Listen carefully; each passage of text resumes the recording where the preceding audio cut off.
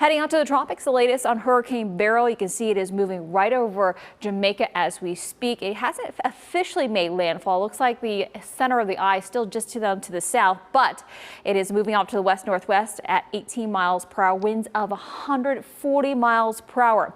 So not only are we going to see hurricane force winds over Jamaica, but also very heavy rain. Then it's going to move west just south of the Cayman Islands early tomorrow morning, make landfall over the Yucatan Peninsula as a Category 1 hurricane, then emerges into the Gulf of Mexico by this weekend. And you can see it actually strengthens back into Category 1 after weakening to a tropical storm, and then heads towards either South Texas or eastern Mexico as we go into Monday of next week.